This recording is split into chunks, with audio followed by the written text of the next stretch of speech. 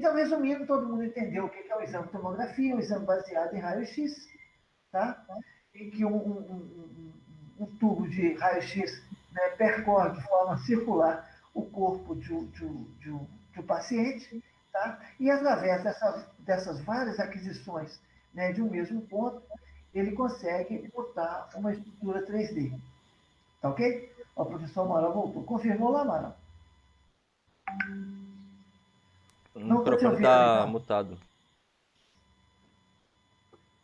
Aí, vai. Perdão. Confirmei sim, professor Edmilson, ele pediu para que todos os alunos que eram do terceiro manhã, que hoje estão no quarto manhã, migrassem para a aula dele. Ficasse aqui só a outra turma, tá? Mas e aí, como é que fica com o conteúdo que eu vou dar? Estou dando aula normalmente para a turma que não seja do terceiro módulo manhã, que passou agora para o quarto módulo manhã, tá bom? Você continua dando aula normal, tá, professor Odilon? Falou, amigão. Valeu aí. Tá, Obrigado. mais uma vez, Ok. prazer falar com o senhor. Valeu, prazer é nosso. Boa sorte lá. Obrigado. Gente, então nós vamos ter um esvaziamento aí da turma, né, pessoal? Para migrar para lá. Ai, confusão, Graças a Deus eu não tenho mais Edmilson. organização, nossa. Legal aí, gente. Então vamos que vamos. Reiterando, né, aquilo que eu acabei de dizer, tá? Eu vou passar, a Kelly chegou aí, ó. Bom dia, Kelly. Acho que ela não me ouviu. Vamos lá.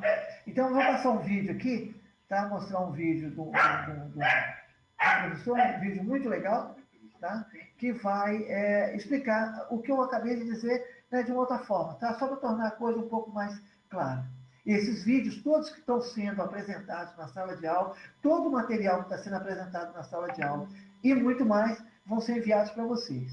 Tá legal? Inclusive, eu vou conseguir o vídeo da aula para poder mandar para vocês através do grupo, através da Carol. Tá, Carol? Depois você me cobra. Então, vamos lá. Peraí. Peraí.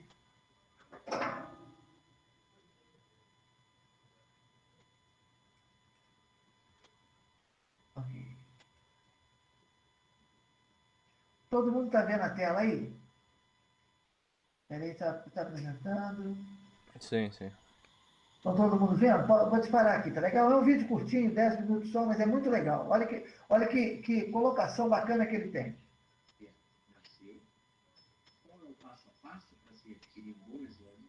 Algumas características técnicas a respeito do exame e o resultado final. Vamos lá? Tomografia computadorizada.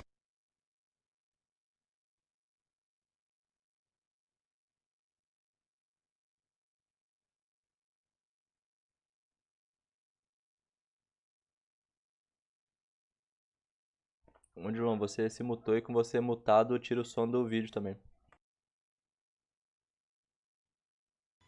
Como é que foi, Pedro? Você ficou mutado e o vídeo perdeu o som também.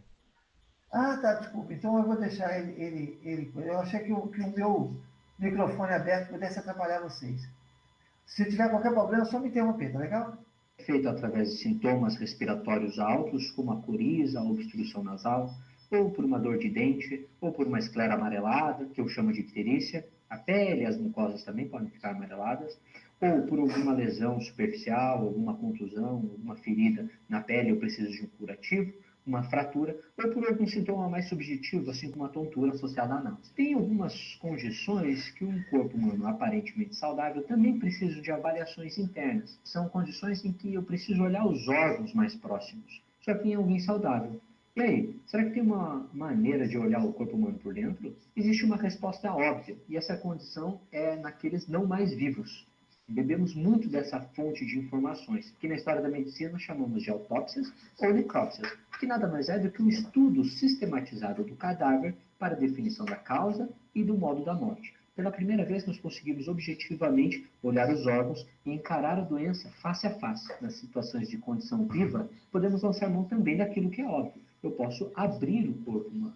Se eu abrir o tórax, eu chamo isso de toracotomia. Se eu abrir o abdômen, eu chamo isso de laparotomia.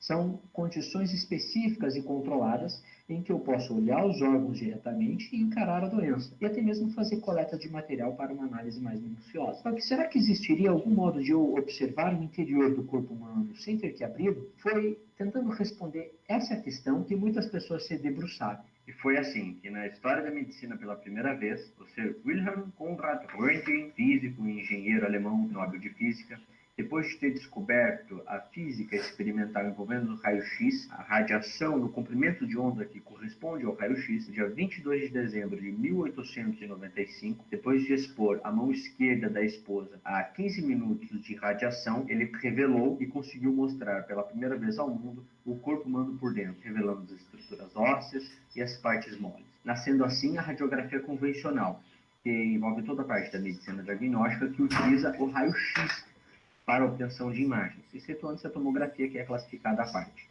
Então, para você coletar as informações, você precisa de um tubo de raio-x, ou fonte de raio-x, um objeto a ser estudado, que é o corpo humano, e um filme anteparo. Esse tubo fará um feixe de raio-x sobre o corpo, que coletará as informações representando em diferentes atenuações. Isso será projetado em um filme anteparo, resultando primariamente em uma imagem bidimensional. Essa imagem, depois de revelada,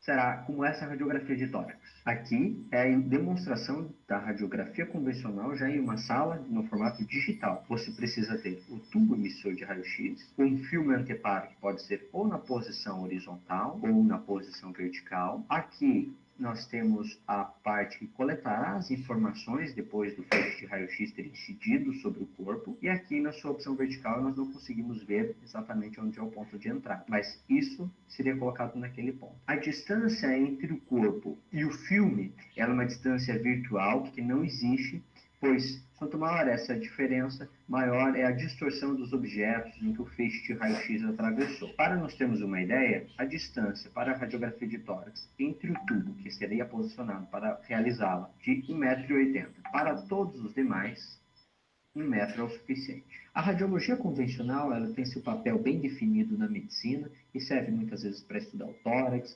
estruturas ósseas e até mesmo o trajeto de catéteres, drenos e outros dispositivos que são propositalmente radiopacos. Perceba nessa mesma radiografia de tórax uma limitação.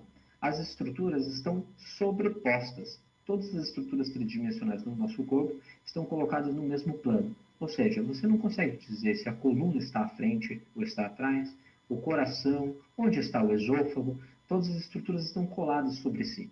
Uma maneira de você evitar ou contornar esse problema seria você fazer uma radiografia em perfil. Opa, agora eu consigo distinguir que aqui está a coluna, aqui está o coração. Eu consigo até mesmo ver que esse paciente tem uma prótese metálica, uma prótese valvar aórtica, substituindo a válvula aórtica dele. Existe uma esternografia metálica aqui, na porção anterior do externo, a aorta está aqui atrás. Ainda assim, você não consegue ver os objetos tridimensionalmente. Veja esse outro exemplo. Existe uma estrutura circular sólida aqui, radiodensa, e você não consegue dizer em que plano está. Está fora do corpo do paciente, está no esôfago. Quando eu faço o perfil, eu consigo nitidamente ver que ele está no esôfago, aqui a via aérea do paciente. E aí, como que eu posso ter uma ideia de tridimensional dos órgãos? Se eu conseguisse, através do raio-x que já atravessa o corpo humano, obter mais informações, distribuindo de melhor forma e melhorando a sua aquisição, eu talvez conseguiria as informações tridimensionais. Foi assim que o Sir Godfrey Newbold Hounsfield, engenheiro, eletricista, também nobre em medicina por conta disso, em meados de 1970, aprimorou essa técnica. Ele observou que, utilizando o mesmo tubo de raio-x, se eu fizesse movimentar de modo circular em torno do paciente e movimentando depois de pouco a pouco o paciente também, eu conseguiria fazer uma avaliação seccional da estrutura interessada. Por exemplo, aqui do crânio. Eu faço múltiplos cortes, depois eu remonto essa estrutura, me dando a impressão de tridimensionalidade, agora conseguindo distinguir o que está anterior do que está posterior. O resultado final foi essa tomografia aqui. Teve uma limitação de resolução bastante importante, mas pela primeira vez nós conseguimos ver de modo tridimensional, por exemplo, aqui, o sistema ventricular do paciente. Esse foi, depois de muitos anos, a evolução para o estado da arte dessa tecnologia, permitindo agora um leque de diagnósticos muito maior. Essa é a sala final de tomografia computadorizada. O tomógrafo fica na região central, ele é envolto por paredes que são blindadas. Essas paredes blindadas evitam que a radiação saia daqui enquanto o exame acontece. Geralmente há uma porta e logo atrás da porta existe a sala de comando. Na sala de comando que será programado e executado todo o funcionamento do seu exame. Vamos deixar aqui nosso primeiro paciente aguardando enquanto conversaremos sobre todo o passo a passo para que se execute o exame. O passo a passo envolve uma preparação, geralmente a paciente vem de casa para o hospital ou para a clínica, não precisa trocar de roupa. Ela precisa retirar todos os adornos e objetos metálicos, precisa ou não de jejum e acesso venoso também, possivelmente, a depender da necessidade de contraste ou não. Depois disso, vem a aquisição.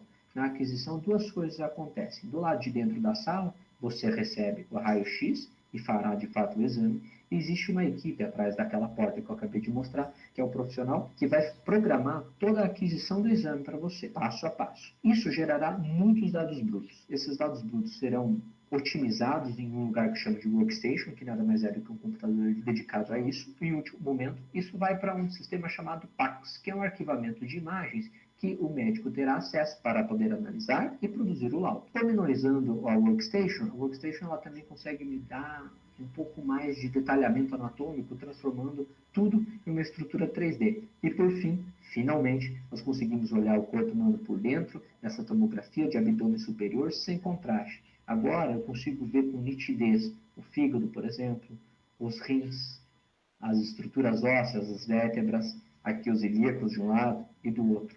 Dessa primeira vez eu consigo olhar com nitidez todos os órgãos sem ter que abrir o corpo humano. As coisas evoluem. Aqui, a tomografia e a ressonância, no modo visual, elas são bastante parecidas, mas a física empregada para cada uma das técnicas é completamente diferente. Vamos estudar cada uma delas. A primeira, a tomografia, como nós já conversamos, envolve radiação ionizante. Você pode ou não precisar de jejum e pode ter contraste iodado endovenoso ou via oral. Você não deve estar gestante, ou se estiver, deve informar para que seja considerado o risco e o benefício do seu exame. E perceba, retirar os adornos metálicos que estejam na área de interesse, como nós já comentamos. Na ressonância magnética, a física é completamente outra. Participarão campo eletromagnético e pulsos de radiofrequência. O jejum ele pode ser ou não necessário, a depender do uso de contraste endovenoso, que agora será o gadolínio. Você deve informar de implantes, próteses e marca-passos, porque, afinal, a ressonância magnética é um grande ímã e isso interferirá no seu funcionamento, trazendo risco, inclusive, para o paciente. Materiais ferromagnéticos não podem entrar na sala. Mas por que é tão importante falar sobre radiação ionizante? Vamos falar primeiro de radiação. A radiação é toda e qualquer energia em movimento, seja ela uma onda eletromagnética ou uma partícula. Quando essa onda ou partícula tem energia suficiente para alterar a matéria, eu chamo ela, então, de ionizante. Ionizante, no caso, significa que eu excito e sou capaz de ionizar retirando um elétron dessa matéria. Quando eu trago esse conceito para dentro da área biológica, eu digo que esse conjunto tem efeito biológico. Os efeitos biológicos podem ser estudados de várias maneiras. Uma é ver que o seu efeito acontece tanto diretamente na região central, onde a energia em percurso incide sobre o DNA, altera-o diretamente, ou de maneira indireta, onde você vai primeiro no citoplasma, permite a criação de radicais livres e depois alterará o núcleo, o DNA. Outro modo, um pouco mais próximo da nossa prática clínica, é ver os efeitos em estocásticos e determinísticos. Os estocásticos são aqueles onde não há um limiar seguro e não existe uma proporcionalidade entre a dose recebida e a gravidade da doença. São eventos de tudo ou nada. Ou seja, você recebeu uma quantidade X de radiação e você terá ou não leucemia. Já naqueles que eu classifico como determinísticos, existe uma proporcionalidade. Quanto maior a dose, maior o efeito da doença. Veja, por exemplo, o eritema. Quanto maior a radiação que eu tiver recebido, pior o meu eritema. Existem outros exemplos, como a esterilidade, a perda de cabelos, a catarata e as anormalidades fetais. Vamos agora, finalmente, terminar o exame do nosso paciente. Nós decidimos por estudar o crânio. Nesse momento, toda a radiação foi emitida nele. E a hora que a máquina para de apitar e de fazer barulho, a radiação na sala também acaba. O resultado que é enviado por fax, que é o que o médico vai analisar, é esse. Essa é a sensação, é a imagem final depois de trabalhada no workstation. Em algumas condições da medicina, algumas doenças, você precisa lançar mão de algo a mais, você precisa do tal contraste. Esse contraste é injetado através de um acesso periférico no paciente numa veia. Então agora a gente faz uma nova aquisição. Colocamos o contraste e o resultado é esse. Perceba que agora as estruturas vasculares estão brilhando. Eu sei, pode ser um pouco difícil de perceber, então agora em duas imagens estáticas. Note que aqui existem vasos, que aqui você não consegue perceber. Né? Você tem alguns vasos aqui na região anterior, e até mesmo o parênquima ficou com um pouco de cor diferente. Aqui um cinza um pouquinho mais claro que aqui. Então perceba que essas são as duas estruturas do crânio. Agora, sem contraste e com contraste. Neste vídeo sobre tomografia computadorizada, nós vimos o contexto tecnológico que permitiu o nascimento desse método de imagem, vimos qual é o passo a passo para se adquirir um bom exame, algumas noções físicas sobre radiação, radiação ionizante, efeitos biológicos, e por fim, qual o resultado final disso na versão sem contraste e com contraste. Eu espero que você tenha gostado. Até o próximo vídeo.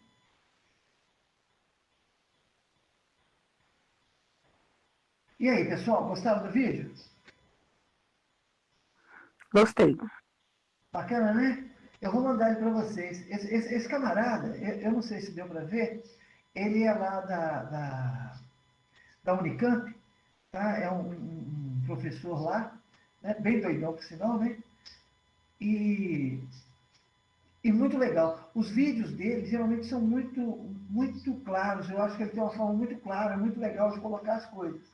Né? Principalmente nessa parte assim, mais introdutória, né? Deixou bem claro aí o que é a ressonância, o que é a radiação, o que é ionizante, o que não é ionizante. Vocês lembram disso tudo? Como é que funciona? O átomo, os elétrons, os prótons, os nêutrons. Lembram disso? Cadê o mais ou menos? Sim. Gente, está faltando alguém. Tinha 17 alunos, agora tem 16. Alguém foi embora. Eu vou pegar essa coisa aqui rapidinho. Deixa eu só pegar essa lista de pessoal aqui e guardar isso. Que aí eu vou me precaver de qualquer coisinha depois. Tá?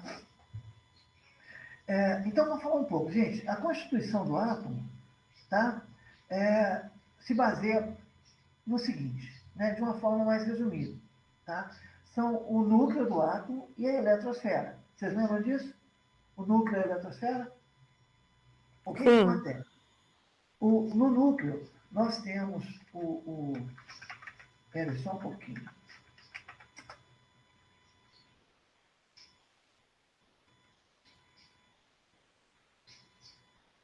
Só um minutinho.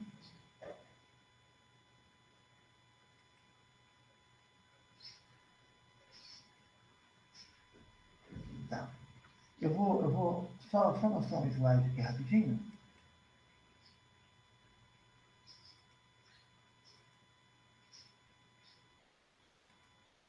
Ok. Vocês estão vendo aqui do lado direito, aqui, ó, a representação de um átomo. Né? Do lado esquerdo aqui já tem bastante, bem mais. Deixa eu ver se estão vendo. Agora estão vendo. Estão vendo aqui minha tela? Sim? Sim. Ok. Então tá. Então nós temos aqui ó, os elétrons, né, orbitando, né, em volta do núcleo. E no núcleo nós temos aqui os prótons e os nêutrons. Ok? Os prótons têm carga positiva, tá? Os elétrons têm carga negativa e os nêutrons não têm carga.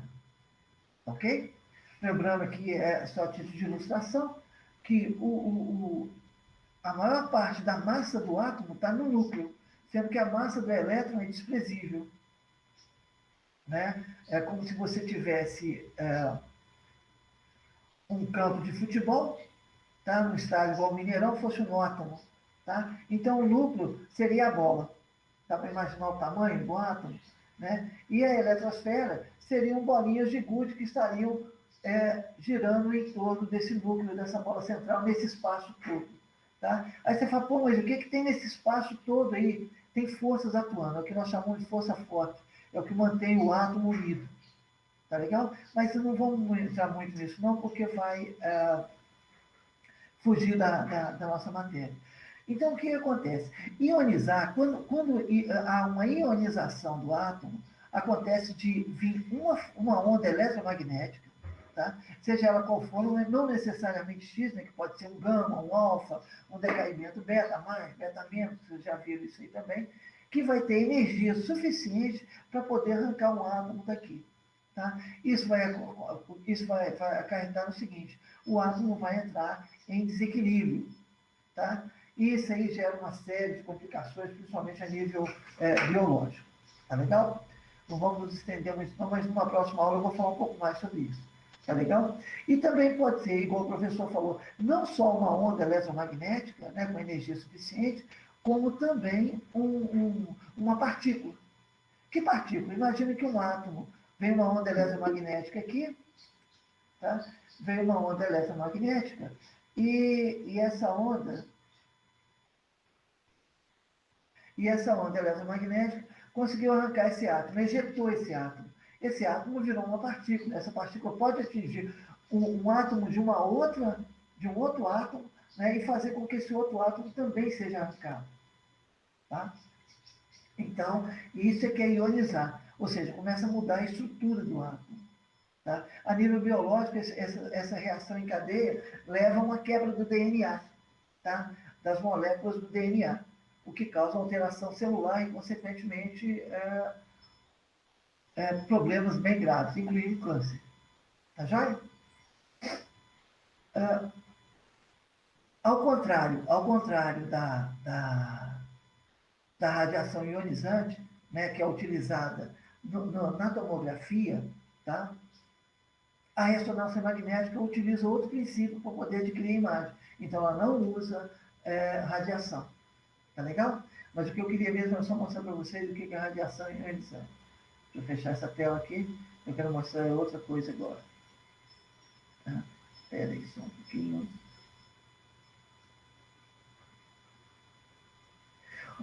Vocês lembram que para poder fazer o exame de imagem, você tem o raio-x, tá? Mas nós temos também outros métodos, né?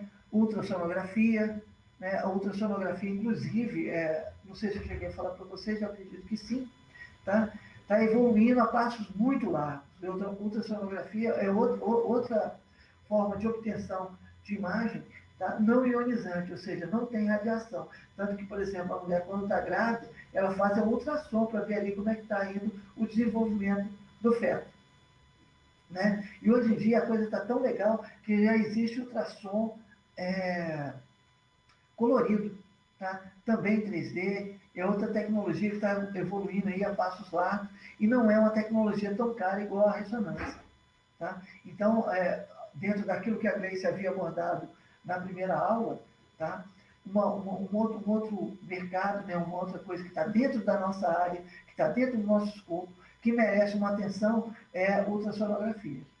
Tá legal? Eu vou ver direitinho, porque eu não tenho certeza se vocês têm ultrassom na grade curricular de vocês. Vocês já viram? Tem? Vocês vão estudar ultrassom? Não, tem não. Não. Não. Então, vocês podiam me cobrar, então, que eu acho que é um negócio importante. Eu vou preparar algum material, não é muita coisa, não, mas pelo menos para vocês saberem o que está acontecendo, em que ponto que está, porque é outra técnica muito fácil, entre aspas, de ser utilizada. Aí você fala assim, mas quem usa ultrassom é o médico. Tá, eu concordo, que é o médico que está ali, passa aquela gelatina ali e tal, e faz o ultrassom.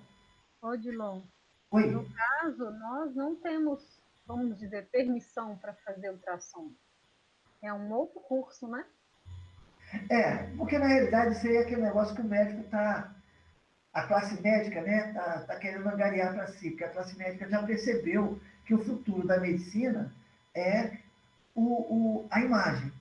Porque assim, sem querer merecer ou desmerecer qualquer coisa, você há de convir que se você tiver conhecimento fisiológico, tá, suficiente, em vendo uma imagem, por exemplo, de uma TC bem feita, né, você vai conseguir, com certeza, dizer que existe um tumor ou não em determinado local, né, que é onde a inteligência artificial está atuando. Né, e a inteligência artificial não tem como atuar na forma como o técnico de radiologia atua. Tá? Mas o que eu estou falando, chamando a atenção no caso da ultrassonografia, é porque quando está havendo uma convergência das tecnologias, ou seja, para poder minimizar o custo e otimizar a qualidade da imagem, a acurácia da imagem, para poder aumentar exponencialmente a acurácia do diagnóstico do paciente, né? Essa é uma tecnologia que amanhã depois, eu já li alguma coisa a respeito, vai fundir uma coisa com outra para gerar um outro tipo de exame que vai fazer uma imagem campeã com o mínimo de radiação, com o mínimo de dano, com o mínimo de contraste, com o mínimo de preparação, ou seja, vai ser uma coisa mais barata, mais acessível, para que possa ser ministrada até a nível de saúde pública. Tá legal? Então, eu vou preparar um material e vou mandar para vocês. Tá? Caso demore, viu, Gleice ou Carol? Vocês me cobrem. Tá bom? Ou qualquer um de vocês aí. Tá legal? Porque é muita coisa, o tempo é curto, né? E às vezes a coisa pode ficar um pouquinho no esquecimento. Tá joia? Mas é uma tecnologia muito interessante. Tá legal? Eu vou mostrar para vocês um outro vídeo, tá? De como é que acontece um exame de tomografia, tá? Dentro daquilo que eu estava dizendo, né? Ele é usado aqui para poder detectar lesões não só de ossos, né? Como também de tecidos moles, né? Qualquer tecido você consegue detectar um problema, tá? Igual eu falei, até AVC e por aí vai, né? Mas é uma animação que vai dar uma ideia bem bacana, tá, de como é que isso acontece na prática. Tá legal? E depois eu vou falar com vocês um pouquinho também sobre o PET, que é só para ter uma ideia do que é que está acontecendo no PET, como é que ele funciona, e a partir daí nós vamos desenvolvendo o nosso tempo. Tá? Só um minutinho que eu vou compartilhar aqui a imagem. É um vídeo pequenininho, acho que é 4 minutinhos só. Tá? Aí.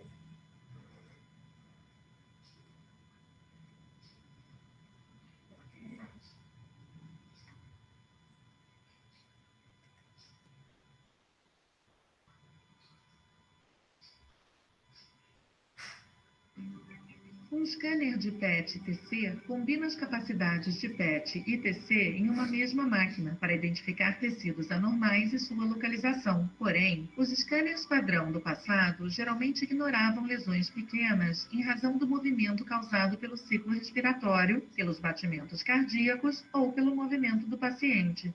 A nova tecnologia permite que um scanner de PET-TC detecte lesões de até 2 milímetros e forneça uma definição melhor de fronteiras, encontrando assim os tecidos cancerosos mais cedo e salvando tecidos viáveis da exposição à radiação. Esses scanners também possuem recursos de monitoramento respiratório, acrescentando detalhes e clareza a áreas sujeitas ao movimento, como o coração e os pulmões.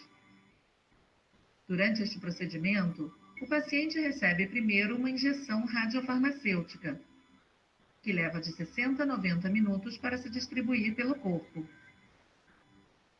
Então, o paciente fica deitado sobre uma mesa que se move lentamente através de um scanner em forma de anel, enquanto coleta as informações necessárias para gerar imagens de PET e TC. O paciente não deve sentir nada durante a varredura, que pode durar de 15 a 60 minutos. A plataforma livre de movimento do scanner permite que os médicos identifiquem com precisão múltiplas pequenas lesões nas áreas afetadas pelo movimento. O médico pode revisar essas imagens detalhadas após a conclusão da varredura. O scanner também possui um software que memoriza e sobrepõe as lesões, de modo que seja possível detectar diferenças de uma consulta para outra.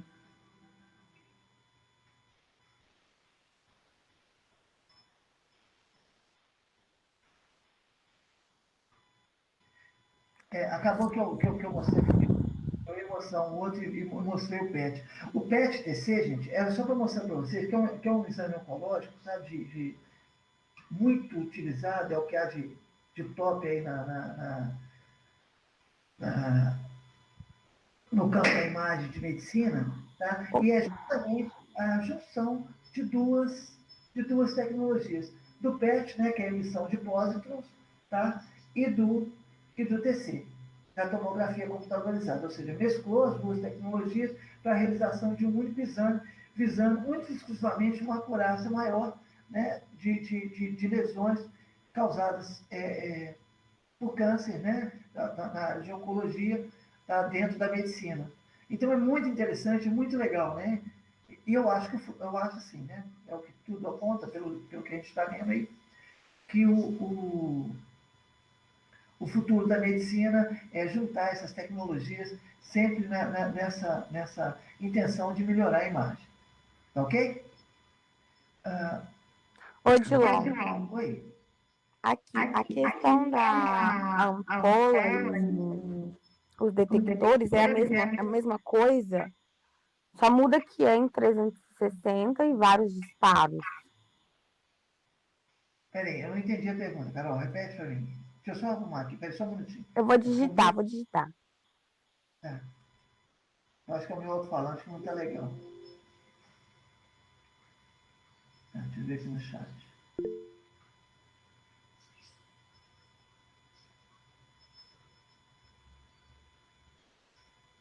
Não é a mesma coisa, né? A ampola, você imagina o seguinte, o TC, né, de uma forma assim mais tosca, né, vamos dizer dessa forma, mas eu acho que vai dar para entender. Você imagina um aparelho de raio-x, você tem um raio-x do lado, certo? E tem o ecrã aqui do outro lado, o filme aqui do lado, né? E o paciente no meio, tá? Você faz uma imagem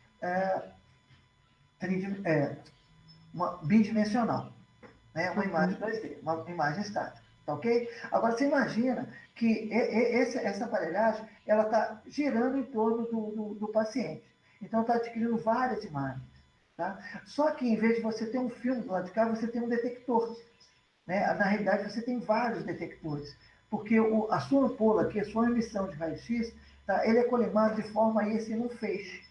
Tá? Então, o que acontece? Ele pega mais partes, tá?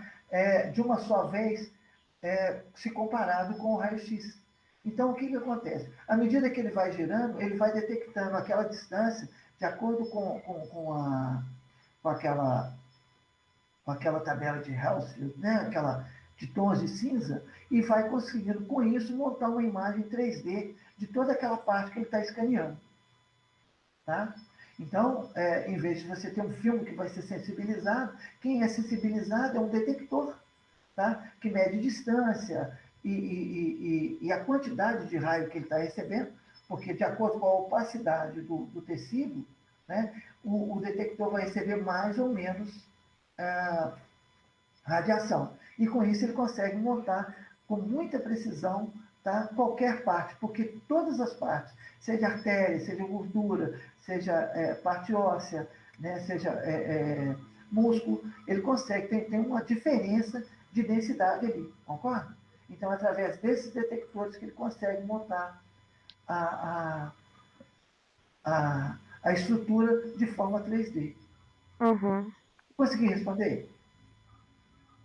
Sim, eu que estava perguntando mais sobre o material mesmo da ampola, continua a mesma coisa.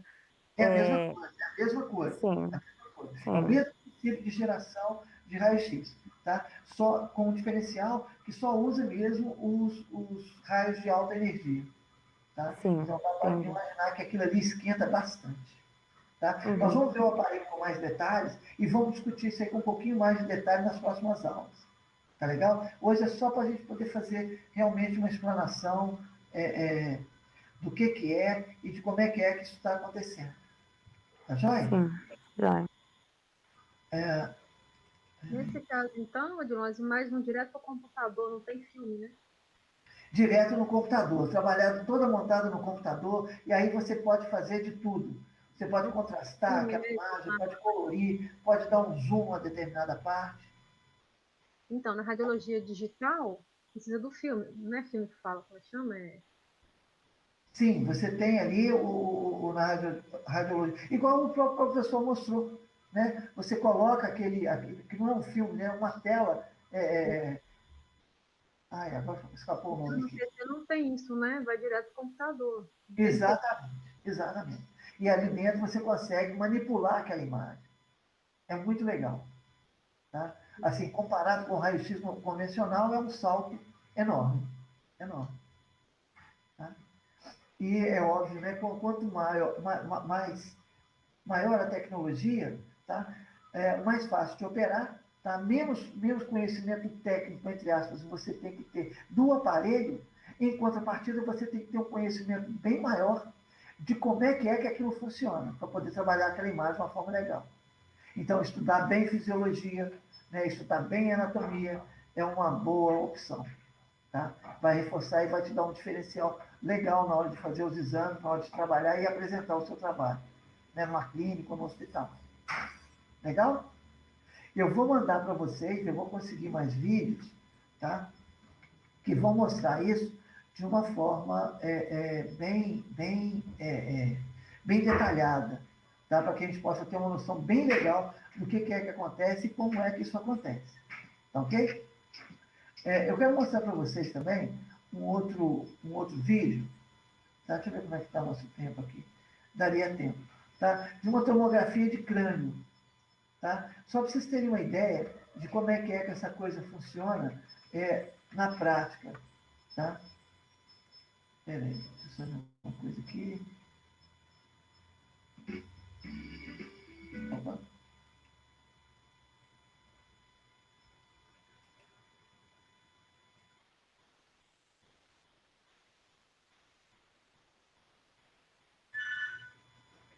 Só um minutinho, gente.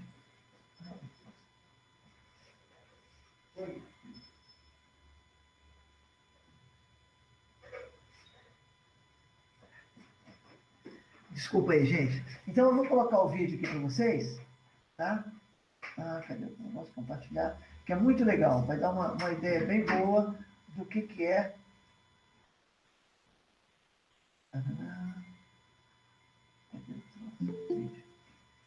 Chegou mais alguém aqui. Natália chegou.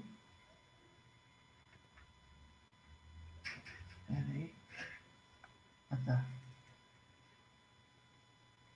Só um minutinho.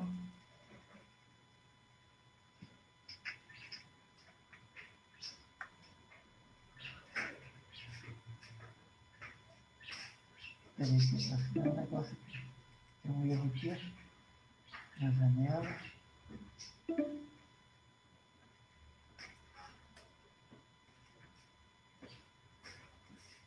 Ele está falando aqui que não é possível compartilhar na janela, eu não estou entendendo por quê. Entrou mais alguém aqui. A Natália entrou de novo.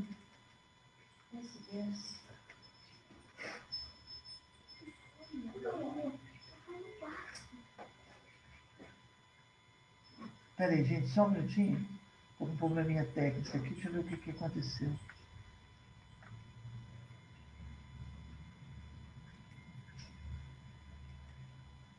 Que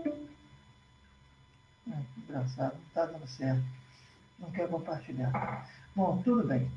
Vamos continuar aqui do jeito que está mesmo, e depois eu mando esse vídeo para vocês. É um vídeo, né, que fala sobre uma tomografia de crânio, tá?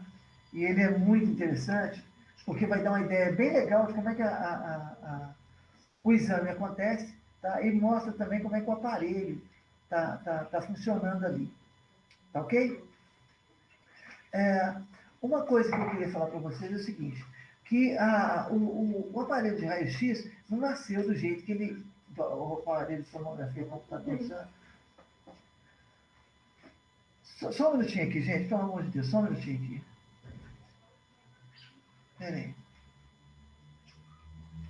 Espera aí só um pouquinho.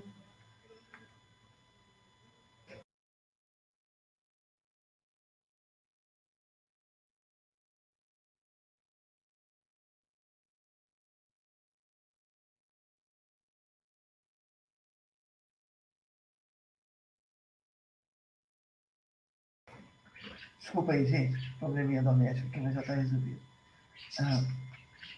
Eles não nasceram da noite para o dia. Esse negócio vem desde a época da década de 70, né, que eles fizeram um protótipo, tiveram uma ideia legal de pegar esse raio-x e girar ele para poder montar uma imagem tridimensional. Tá? Mas os princípios básicos de funcionamento permanecem até hoje, é a mesma coisa. É o tubo de raio-x que gira em torno do paciente, tá ok? Vai emitindo radiação de uma forma constante, tá? Através de um feixe extremamente colimado, tá legal? Então, isso respondendo à pergunta que foi feita, né? A dose de radiação é maior, tá? Mesmo com toda essa tecnologia, tá? Embora tenha diminuído bastante, mas a radiação continua ali no paciente. Tá legal? Aí vale ressaltar que continua aquele mesmo princípio ali do ALARA, né? Ou seja, nós temos que o médico, né, tem que pedir o exame para poder avaliar o que se realmente compensa. Tá ok?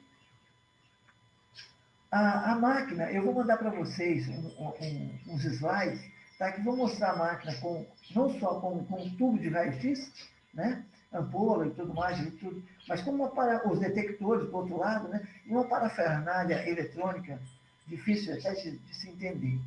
Tá ok? Mas o princípio, né, é o mesmo do raio-x, a voltagem, o kV, né, é a força, e o MAS é aquela intensidade com que esses raios estão sendo gerados e estão sendo ministrados ali no paciente, tá? Para poder serem absorvidos ali pelos detectores. Tá? A ampola, igual eu disse, respondendo a Carol, é semelhante à convencional, o KV é fixo, tá? É 120 e 140, os raios são filtrados de maneira que se obtenha apenas a radiação de alta energia, como eu já havia dito. Tá? Ele é colimado com a forma de leque, tá? E vai ser ajustado pelo operador, de acordo com a estrutura que vai ser examinada. Ok?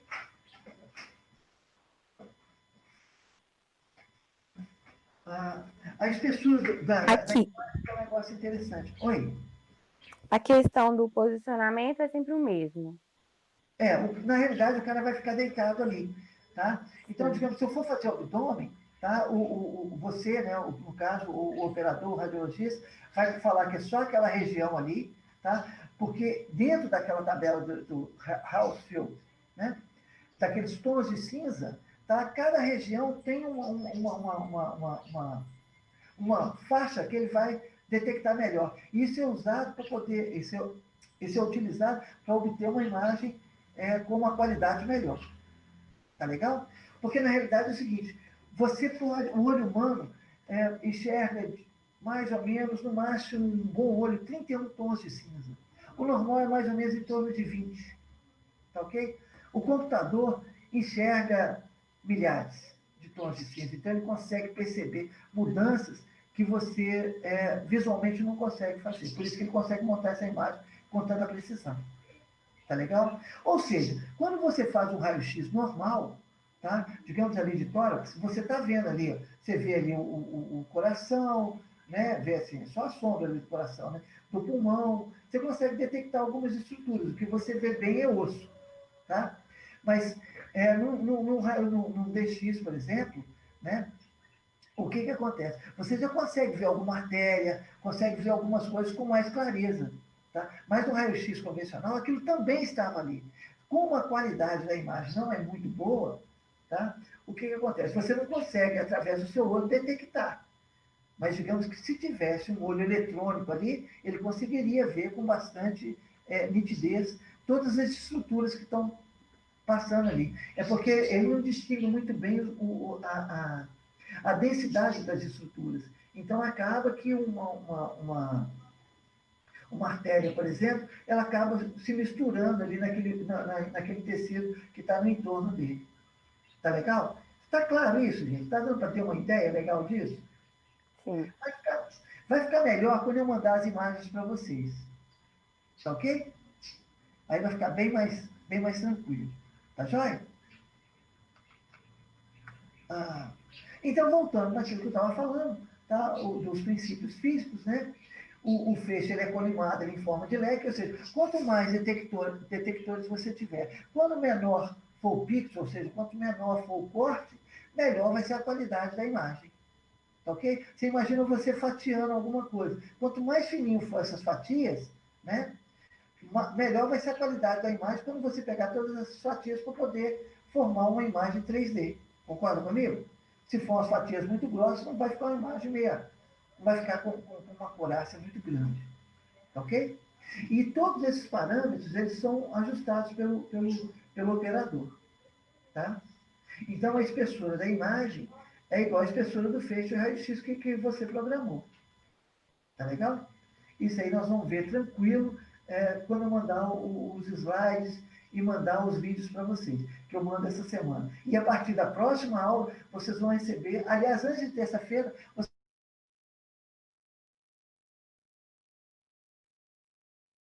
vai ter que dar uma lida no material antes de eu começar a aula. E toda vez que eu passar um slide, você vai ter como acompanhar aí no seu computador o que eu estou falando, slide a slide. Tá bom? Então, nós tivemos gerações de TC, de tomografia, a exemplo do que acontece em todos os outros aparelhos de imagem. Né? São gerações. Aliás, todo aparelho eletrônico tem a sua geração. De vez em quando dá uma guinada, dá uma melhorada, e o que não era o que era bom vai ficando cada vez melhor. Aliás, o que caracteriza uma coisa boa é justamente o fato dela poder ser melhorada. Então, onde é que eu quero chegar com isso? Que você vai estar sempre podendo melhorar o seu estudo, por exemplo, vai estar sempre podendo melhorar a qualidade do seu trabalho. Tá ok? À medida que as gerações foram se sucedendo, tá, gente? Outra coisa que é importante notar, é importante dizer, é que o número de detectores sempre aumentou, né, com isso para poder aumentar a qualidade da imagem, e interessante, o tempo de corte diminuiu. Se o tempo de corte diminuiu, consequentemente o tempo de exposição também diminuiu. Se o tempo de exposição diminuiu, obviamente, a quantidade de radiação no paciente também está diminuindo, assim, de uma forma exponencial. Isso é muito legal. Tá? Então, é uma questão de pouco tempo. Eu imagino que, à medida que está barateando o exame, né, o TC deve vir a substituir o raio-x na sua grande maioria de exames, né, justamente por causa da qualidade das imagens que ele pode gerar, tá? Independente do trauma que a pessoa tenha ouvido. Né? E, aliás, justamente por poder ser usado de várias formas, não só em fratura, né, como também outras patologias, como nós vamos ver com mais detalhe aí no decorrer do curso. Tá legal? Só queria dizer um nome aqui, que está já na 5ª geração de TC, que é o helicoidal. Tá? É uma forma de obtenção de imagem que, principalmente de grandes estruturas, por exemplo, do tórax, do abdômen e do corpo todo, que dá para poder fazer reconstruções realmente fantásticas. Tá legal?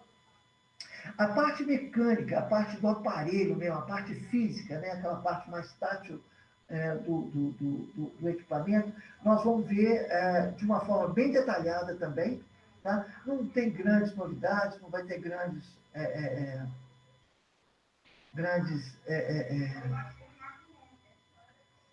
novidades, não vai exigir grande esforço da gente, não. Tá? Deixa eu só ver se eu consigo pegar um vídeo aqui, peraí.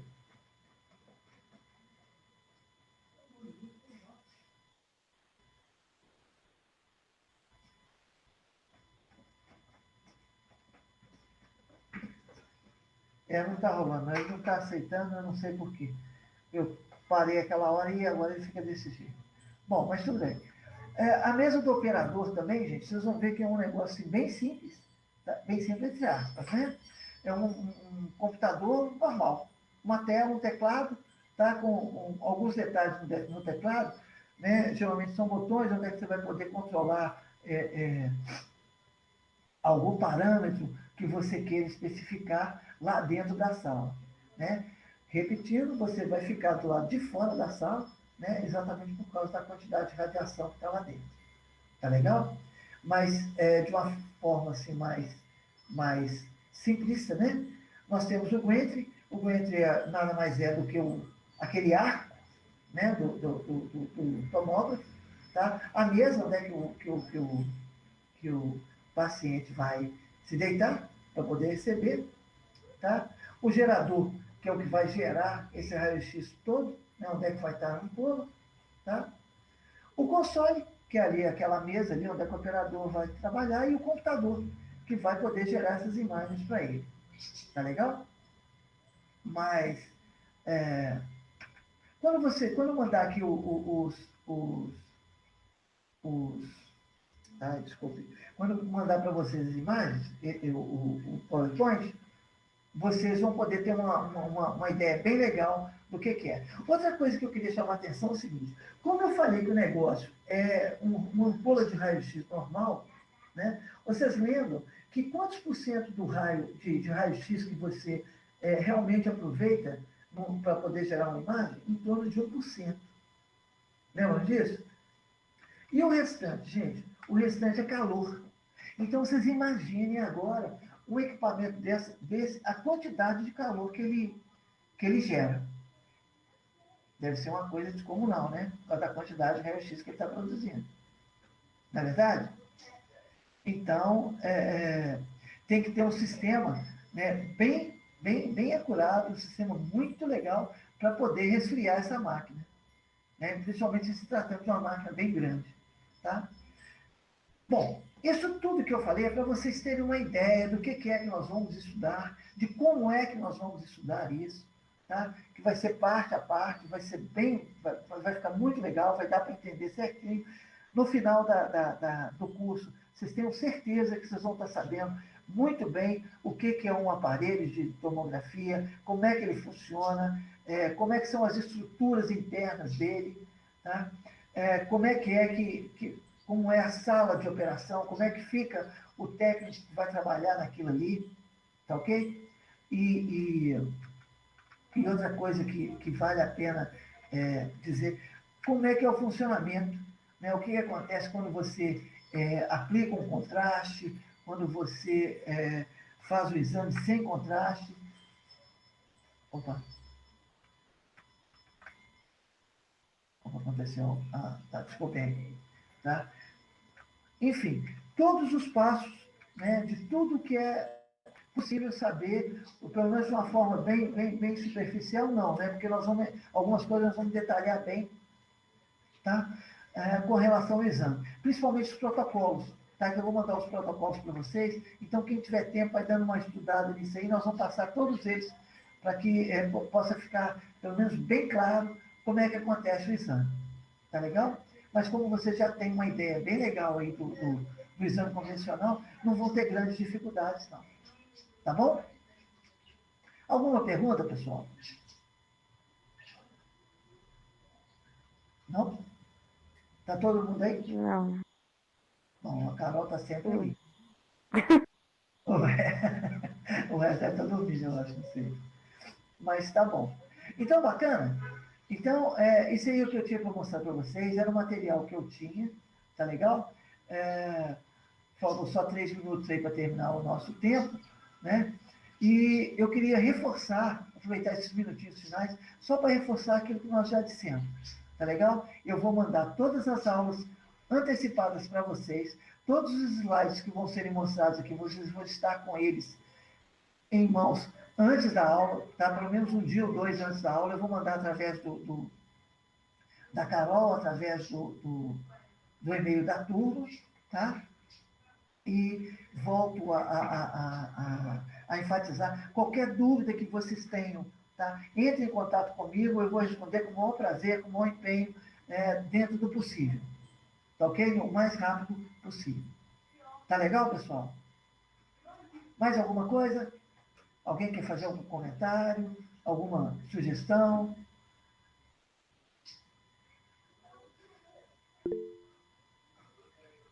Tudo bem? Então tá, gente. Vou terminando por aqui. Obrigado a todos aí pela paciência, aí, pela audiência, tá? E até a nossa próxima aula, que deve acontecer semana que vem, na terça-feira. Tá? Eu vou ver com o pessoal lá da escola como é que fica a aula de quinta, né, em função desse acontecimento hoje com o Edmilson, e eles vão com a Carol, e a Carol repassa para todo mundo. Ô, professor, aconteceu engano, pelo que parece, ocorreu um erro mesmo, parece que não vai juntar a nossa turma mesmo. Eu não sou representante dessa turma, eu estou aqui para assistir a aula de tomografia mesmo, mas eu tinha que estar na outra aula, então o representante, né, te chama, você mandou o número aí no chat, então o representante tem que chamar, tá bom? Então tá, ô gente, então quem é o representante dessa turma? Ninguém sabe, não, né? Gente, eu entro em contato. Oi, Aline. Aline, Oi. você que é representante? Eu, na verdade, é a Larissa, né? Mas se precisar, eu ajudo também. Tá, manda para mim então o seu contato, tá? Que eu Eu te mando aí mandei, para vou te alguém. mandar de novo. Oi? Já tem, ué. Já tem? Vou te mandar de novo. Bacana. Só para a gente poder ficar garantido com relação a isso aqui. Tá legal? E no mais, é isso aí, gente. Obrigado a todos, tá? E Obrigada. posso falar. Fala, Carol. Obrigada. Nada, amiga. Até mais, bom dia. Falou, gente. Com Deus, então, e boa semana para vocês. Obrigada, com Deus.